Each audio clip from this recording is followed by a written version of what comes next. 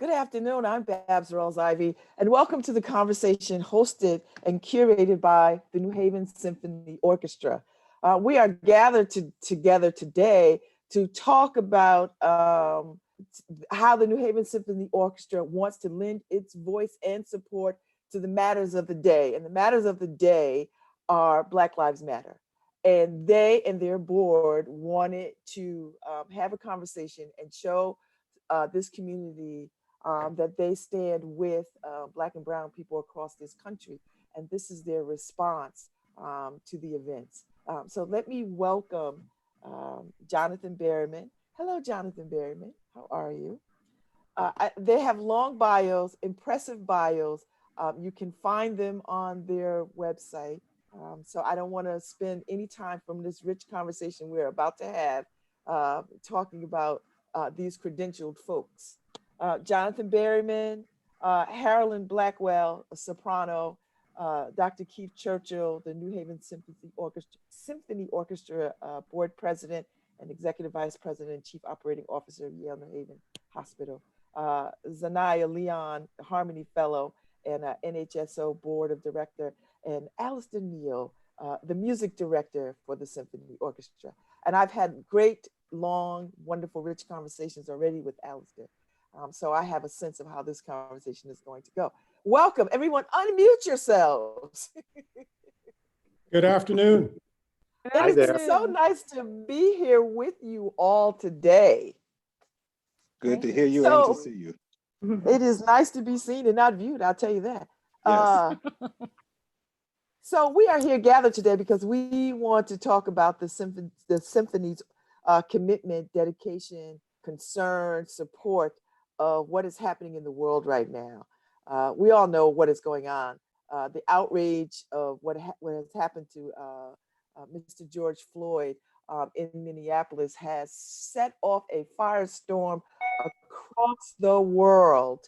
And so everyone is showing up and lending their support. And so New Haven Symphony Orchestra will not be left out of this conversation. And in your own unique way, adding music, the soundtrack of all our lives to this conversation is the gift. Now, I understand back in April 4th, there was a concert for, I think it was an MLK celebration and the Marian Anderson tribute. Yes, yes. And that body of work lended itself to speaking to the history, Black history, and everything that that encompasses. And Harolyn Blackwell was the soprano. I was in the audience. It was a wonderful evening at Southern Connecticut State University. I was impressed. I was moved. And so we fast forward from that time because this piece was going to be re-released again at a later date. But because of what is happening in the world, y'all said, this is now. We must do this now. So let's talk about how are you all feeling? Where are you all in doing this? And how do you feel about the symphony's commitment and quick, swift response to what is happening in the world right now? Don't all jump at once. Well, since I am not really a part of the New Haven Orchestra in the respect that being a guest artist, you know what impressed me so much was that the fact that, for example, last year that we decided to do this concert on April 4th, and we did not do it during Black History Month. And I think the tribute being that it was on April 4th as a tribute to Marian Anderson, because that's when she stood on the steps of the Lincoln Memorial. And also with both of those two pieces that we did, that really signaled to me as an artist that here was a board and here was an orchestra that was really doing something significant in their community and reaching out to their community, and not just during the month of February.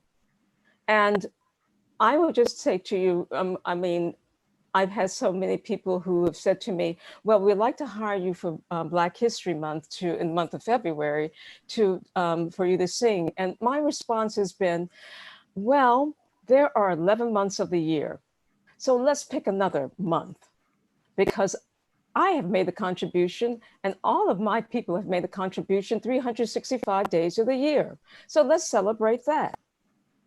So I think that's, that one little step, that one little thing for me as an artist was so significant. So that when I was called, when Elaine called me, I jumped on it immediately. And these were two pieces, especially Lincoln Portrait, that I was very familiar with and I wanted to do. But the other piece I wasn't as familiar with. And so when I read that text and listened to the music, I was just in tears. And I said, yes, this is it. This is a piece that isn't done often, and that needs to get into the repertoire more often. And so, kudos to and congratulations to you. And I look at your board. This is one of the most diverse boards I've seen in a long time. So you are taking the steps, and you are reaching by just. It's something that we had a discussion the other day with Opera America conference that I sat on, and time and time again, what people were saying, my other Black artists and administrators were saying, we don't have enough people in the boardroom. We don't have enough people in administration. And so we have our artists, and we still need to get more artists out there. But we need to see somebody. When I walk into an opera company or I walk into an orchestra, I go, oh yes, there's a board member that looks like me, or there is an administrator that looks like me. So Dr. Churchwell, when these events started to unfold, did you think, what can the symphony do to raise its voice, to show solidarity? Did you think that way? Like, what was the conversation like when these events, because this is not what you had planned. This is not what you all had planned to do with this, with the Swanter body of work. This is not what you had planned to do. You had planned to release this much later in the year. And now you find yourself releasing this body of work now. Talk a little bit about your thoughts. It's a great question. And the answer to it has been an evolution over the past 11 days, right? Because I think we've all been trying to think through what's the right response. If we have been in conversation with our neighbors and conversations with individuals at work, but also even looking through all of our email and all the responses from individuals and from corporations and from companies, I think everybody's been searching for the right response. What I mean by response, understanding that there is a big to-do here. It's not just acknowledging what happened in Minneapolis 11 days ago, but it's actually working towards what should be really the big next step in our interrelationships and interaction with our fellow human beings. The symphony has, go ahead. No, I'm sorry, go finish. The symphony has been working literally over the last few years of thinking through how do we engage the audience that actually is the true audience of New Haven. What is our engagement? Of understanding its true diversity, its true opportunity to bring music that actually fulfills and enriches the lives of the individuals that we have the proud honor to serve, and to think about the cultural and musical heritage of this country and outside of the world, so that we can impart a greater opportunity to have music play an enriching role in the conversation of how we actually should work together, be a part of everyone's else's lives within the community.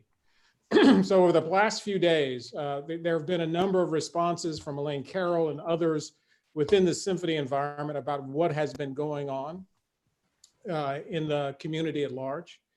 It became very evident that what we had planned for yesterday, which was a great concert, the Judy Garland concert to be played, who was a wonderful performer, a magical performer, was not thought to be appropriate for the place and time. And that we had an opportunity to bring something forward that the symphony had done in the past that really, in a great sense, spoke to the moment. would actually engage the audience, actually would continue to push the conversation forward, and hopefully help us think about what are the solutions that we need to bring to the table. And I think that's where we are, and that's why we are here today.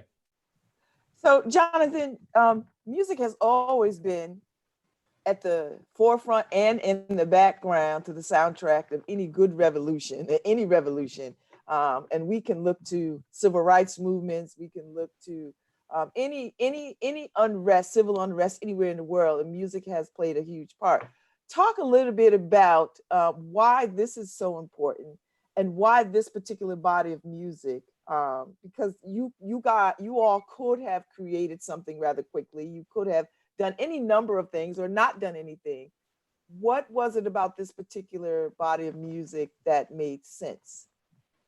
So I think this particular piece refocuses us on one of the greatest iconic figures of the civil rights movement and his words, and that of course is Dr. King. So I think we look at this whole experience as really a confluence of events. First of all, with the social distancing regulations and practices of COVID-19, the symphony found itself in a place where it could not get together and perform.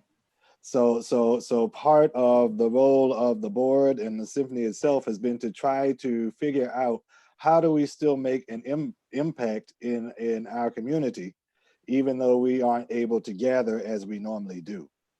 And so I think what we're seeing is a combination of events. And as Dr. Churchwell already stated, that this idea of being more diverse is now more than an idea. So the symphony has been working toward making sure that it is responsive to the community that it serves, both in terms of what we present musically, and even to, as you can tell, to how we respond to immediate events going on in the lives of our community and in the country at large. So, go ahead. I'm sorry. So I think this even this whole event that we're hosting right here and now is evidence of a shifting mindset that is being deliberate about being community oriented, about recognizing that music does play a role in social justice. Just as you said, every movement that has produced results has also had music that goes with it. And I believe that this is the New Haven Symphony Orchestra that really sees itself as a musical organization, but also as an artistic one that has always used the arts to talk about human success and human pain. So, Alistair Neal, you come to New Haven. You have a history of New Haven. We've talked about this. You bring this beautiful piece of work by Florence Price that no one knows anything about, or the world is starting to know something about. And I had said to you in a conversation that we had yesterday that I thought that was the beginning of the NHSO's commitment to social justice and the elevation of, frankly, inclusivity to lead with this beautiful piece of work. So talk a little bit about where your thoughts are and your feelings are for this moment, because I think you've taken some really good steps already, and to follow it up with some more Florence Price work in the future. Sure. Well, in a way, I felt when I came in at the beginning of this past season in September, I was already getting on a train that was moving. The symphony had, for some time, made its commitment to these issues that we're talking about today. And with every second of me being part of the organization, it was more and more clear to me why that was the case and how important it is to keep that as an inextricable part of our mission moving forward. So with Florence Price, it just seemed like the natural thing to do. You know, we were talking a little bit yesterday. I took about 15 minutes out of my day yesterday. I've been like everybody, going through these various thoughts and emotions, and I needed a little bit of time to center myself. So I played the second movement of Florence Price's symphony just to myself, put on my earphones, and reflected on the extraordinary power and beauty, which I was living through as we were performing it in March. It was part of the last concert we did before COVID-19 hit. So I have had those sounds ringing through my head like ripples in a pond for some time afterwards. And yesterday I needed to hear it again. It's an extraordinarily beautiful, moving movement filled with the power of lyricism and hope and beauty. And her voice spoke to me through that as strongly as ever, if not more strongly.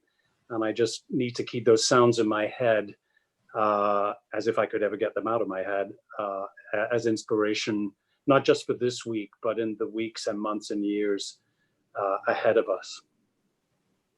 Thank you. So Zanaya, where does the board go from here? Does the board shift its thinking? Does the board move down a path that it was already moving down? How does the moment of the day shift how the New Haven Symphony Orchestra decides on how to sort of share their gifts with the greater New Haven community? Thank you for your question.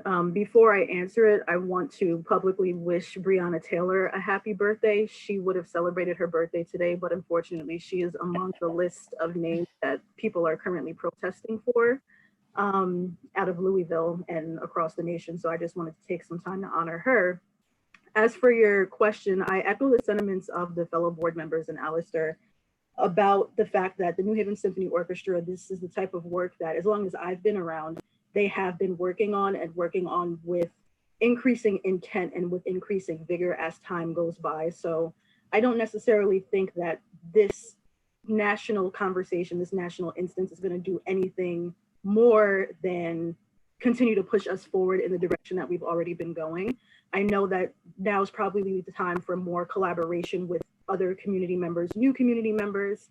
One of the really significant pieces about the April 4th concert last year was that we experienced one of our most diverse audiences in a very long time. And we had a lot more people who had more access to the New Haven Symphony Orchestra than they had in the past. And so I think fostering and cultivating those relationships with those people and those new constituents is going to allow us to really realize the vision that is being talked about in the office, in the boardroom, among staff members, among the musicians. And so I think that we are really blessed to have a team of people at all levels who are committed to making sure that the New Haven Symphony Orchestra is still able to pursue and realize its mission, but is also, recognizing the fact that we are in a new space, in a new era. And if we want to really make the changes and make the positive moves that we want to, we're going to have to reach out to people that we haven't worked with before. So Dr. Churchwell, how do you do that? How do you speak to inviting the community, welcoming and inviting the community of diversity to the symphony that has historically not been inviting and welcoming to other people of color? Well, so I was gonna, that was a great answer to the question. I was just going to try to add on to it and actually work on the expanding on where we are from a symphony perspective. Yesterday we spent about 2 hours working through our 5-year plan that we're going to bring to the board. Within that plan of thinking about how we develop and mature as an organization that actually has legs in terms of being a real part of the New Haven community, that both musically and financially and administratively can be something we can be proud of and actually continues to grow.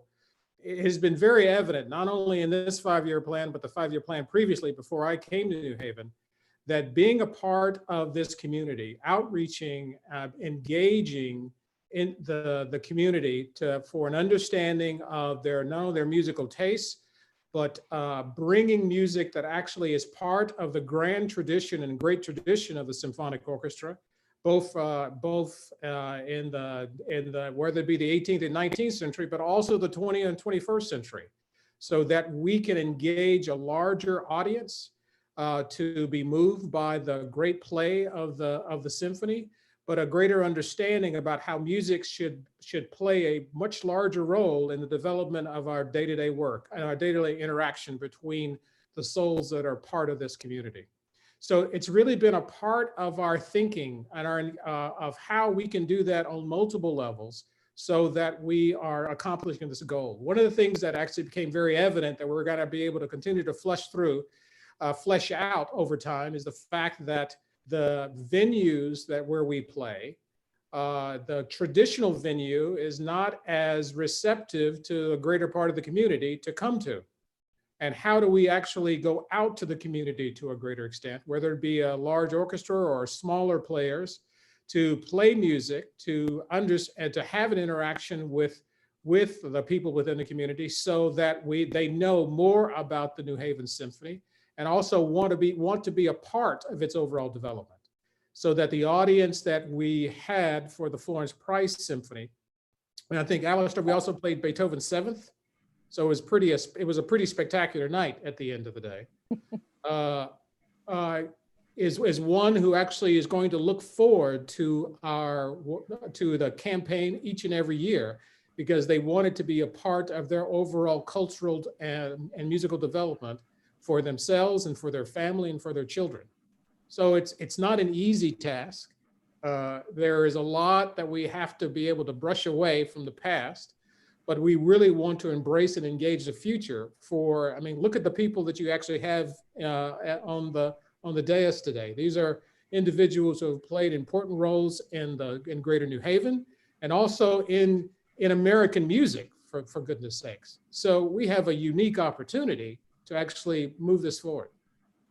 So Jonathan, how do we get Black girls and boys to recognize that even though they don't see themselves sitting in a symphony, because when you go to the New Haven Symphony Orchestra, you're not seeing a whole lot of people of color playing instruments. How do you engage young people, children, Black and brown children, that they too could sit in those seats and play those instruments? So as Dr. Churchwell just alluded to, a lot of it has to do with to what extent we find the symphony relevant in our own lives. And part of that has to do with where they show up. You know, we know that the current venue is more a part of Gown than it is a part of town, and because of accessibility issues and parking issues, many people who would go to the symphony sometimes have second thoughts just because of where the traditional venue is. I can think about my own childhood growing up in Richmond, Virginia, and the symphony would occasionally come and play at our church, one of the churches where I worked, and that stood out in my mind. You know, so part of the role I believe now is about access. We have a phenomenal symphony orchestra, and our students need to see it. Yes, we have the educational concerts that they go to throughout the year, but I think it really is about the symphony being in the space where the children are, coming to the community. There is power in that. So Harold, talk a little bit about how did you come to music? Because you're not singing music, you're not singing Beyonce. This is a whole different kind of genre of music. And I would imagine that you didn't start singing this music yesterday, that there was a trajectory of training and studying and a fondness introduced early on. How old were you when you knew that this was the kind of music that you had a real talent for and grew into a love of? Well, I started around the age of 9. And let me say first, I started singing in the church. I started singing in the choir. And I think you'll find so many soloists, especially soloists of color. We started in the church. And so that was where I first got started. And then I had a teacher who recognized that I had this gift and started at 9 years of age and started training me then. But I have to say my focus was musical theater. And I didn't come to opera until I was about 18 years of age. And there were two major events that happened, as a matter of fact. And the first one was seeing Lucia with the Connecticut Opera. And I was thinking about going to Hart School of Music. And I walked in and I sat down, and it was the final act of Lucia. And I just thought, oh my God, this is amazing.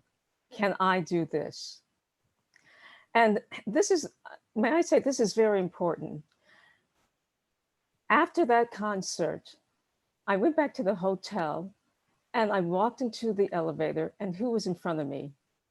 It was a singer who sang Lucia. And I thanked her. And she said, you are absolutely welcome. You were there. And it was a 5-minute conversation, but I never forgot that, because she could have just ignored me. Who was I? But she took the time to be gracious and be kind and to have this chat. The second, Mexico City. I'm there vacationing with a girlfriend. I see this poster of Jessie Norman. I had never heard of Jessie Norman, didn't know who she was. But I said to my girlfriend, we're going to the concert that night. She said, why? I said, because here's this beautiful Black woman on this poster who I have got to go see. So walked into the theater, sat down, and Jessie literally glided across stage, glided, bent her head. The accompanist started. She opened her mouth and I went, oh my God. Mm-hmm. Oh my God. Second time when I went, that's what I want to do. So, Dr. Churchill, when you hear those kinds of stories,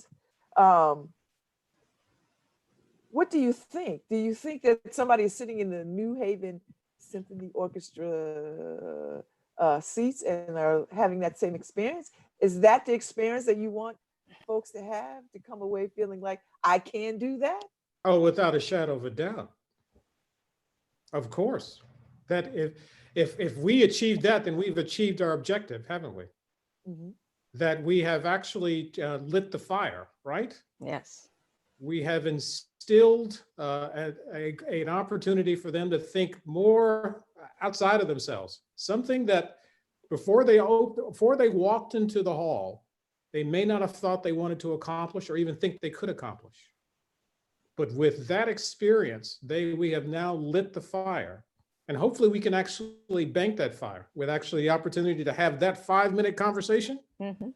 or that 30-minute conversation, or the next concert, or an opportunity to invest time and effort to develop that particular skill. I mean, that's what we're here for. I think you're absolutely right. So Alistair, how do you balance the business of the symphony versus the music of the symphony? You have an audience of tried and true supporters who like what they like and might not feel so willing to hear something that they're not used to. How do you introduce these they're not new pieces, but how do you introduce new artists to an audience that is used to, the Beethovens and the the Liszt and all these other kinds of things? I think it's a question of balance, and also building a sense of mutual trust, so that a potential audience member or listener may not necessarily recognize the name of a guest artist or a composer, but if I and the orchestra have built up a certain level of trust, they will trust that the unfamiliar doesn't need to be intimidating. It's something that has to be done gradually, and and with a great deal of thought. But I think that's how you avoid just playing the same old stuff again and again. And I also just wanted to follow up on what Dr. Churchill was just saying about the spark and lighting the fire. And for me, it's also key that not only that the fire is lit, but it has to be tended, has to be maintained. Otherwise, the spark, if you just put on a piece of newspaper without any tiny little bit of kindling, it may not necessarily take. And so this is part of a sustained, ongoing effort to engage our communities and to use this opportunity that we have where we can't gather as a 65, 70 piece orchestra, let alone expect people to come to us. We have to take our first steps by going in small, safely, physically distanced groups to the community. And we need to make the best of it and use it as the fodder for making the fire bigger. So, Zanaya, what does it mean to be a Harmony Fellow? The Harmony Fellow is, I don't want to say multi-tiered, but there are different avenues. So my particular role is that of a board fellow, where I'm invited on the board for 2 seasons, and I get to participate in strategic governance, board governance overall, and I can shadow members of the board just to see what their operations look like in the context of the New Haven Symphony Orchestra. But there are other fellows. We have musicians fellows. I believe there's an arts administration fellow in the work, and that's one of the symphony's, I guess, more direct ways in reaching out specifically to the community and bringing them into the symphony in, I guess, non-traditional ways, for lack of a better term. And the focus is often on underrepresented populations. So the beauty of it is it's not restricted solely to race or what have you, but whatever is not the norm in the specific avenue that we're looking. We recently started a conductor fellow, I believe. So for underrepresented aspiring conductors, for them to learn, the ins and outs of an organization, as well as, what it takes to be a conductor. So I think that's a really good way for younger people, especially, to, again, get exposed to things that they otherwise would not have been exposed to. And then I can also think of a better organization to do it. So, Jonathan, moving forward, is there other things that the New Haven Symphony Orchestra would like to be doing in lieu of what has happened in the world? So I think one of the things we consistently do is look at just impact. Are we, certainly what's transpired as of late really has stretched us as a musical organization to talk about how do we reach our audience. I think all performing organizations have had to look at that, and even this format here is an effort to reach our audience. Because we know it's not just about making the music itself, but it's also about making an impact in the lives of the people that we serve. So even once we're able to gather again, I imagine that some of these digital opportunities will continue as we seek to really connect faces and ideologies and histories to what happens on the stage. So I think that's Alistair, how do you take care of your artists? How do you take care of them during, there's a pandemic going on? How do you take care of them, because this is their livelihood? And also we are in the midst of a great deal of civil unrest around social justice. We all saw the video of George Floyd dying, being murdered on the streets. How do you talk to your artists about what they might be feeling, and how do you keep them connected to NHSO, to you, to this board? Yeah, it's a great question. And it's so raw in all of our experiences right now. That's at the end of this terrifying week. and the irony is that as musicians, we are in effect mute at this point. What we would normally be doing, I guarantee that on an evening like this, I would have corralled as many musicians as I could together. We would have found a venue. We would have put together some sort of program in order to make a response the way we know how to, which is make music and talk to each other and use our art to come together and express what we can. I'm very grateful to have this opportunity, though, to air the Joseph Schwantner New Morning for the World as what we can do under the circumstances. It's not live, but as far as what your question implies, I think those conversations need to start happening now. I have been talking to musicians individually along the way, but I think those conversations need to intensify as we move forward as a team. This is a system-wide operation we're talking about, board, staff, and musicians, all of whom have to feel that we are equally committed to our future together, and that all ideas, all thoughts are welcome, and we must work together. And so as the leader of the musicians, definitely I'm planning on having more of those conversations individually and then within certain groups of the orchestra to get their thoughts as to how best serve our community. So Dr. Churchill, the world has changed. You have to do business a little differently now. The next season will be upon you before you know it. What are you thinking about?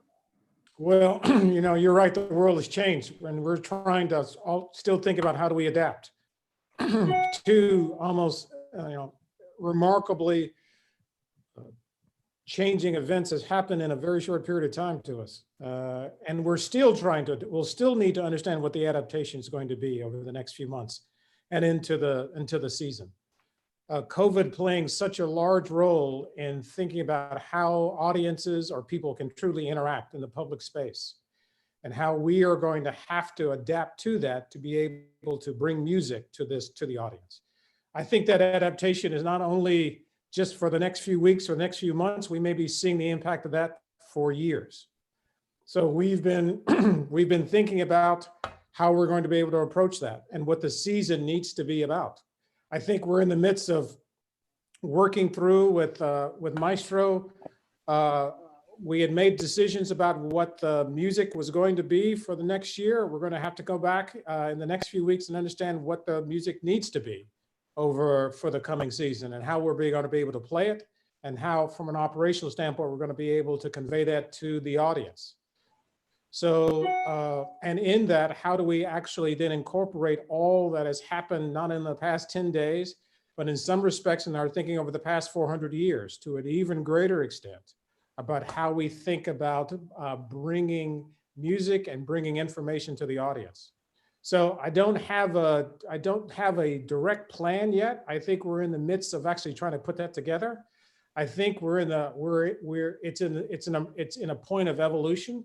And the events over the next few days, the next few weeks are going to have an impact on about how we're going to be able to approach it.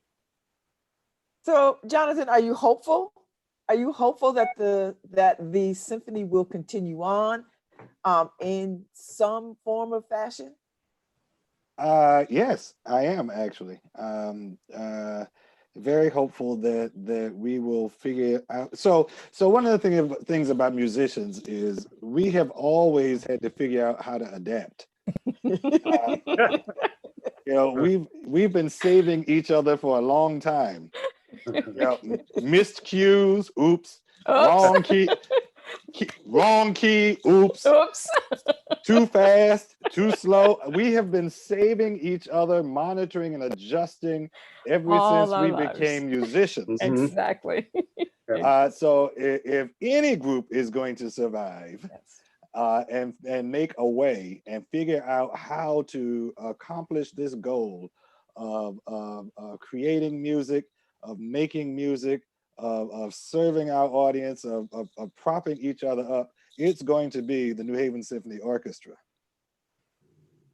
So Yeah. Zanaya, you're the youngest. I would imagine. I'm gonna make a guess that you're probably the youngest person in this on this panel Bite your today. tongue, Miss.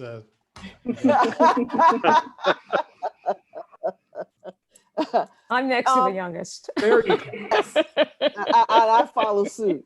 How do you talk to your peers and contemporaries about this music?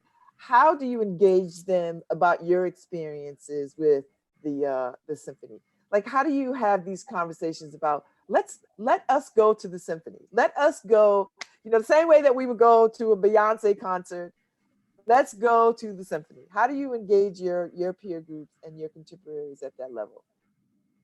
Well, we do go to Beyonce concerts. And so I try to choose the friends who do that. I let them know, like, hey, we can do this and we can also do that. I just try to make it as honest of an approach as I can. I do recognize that, a lot of people, regardless of age, just may not be into classical music.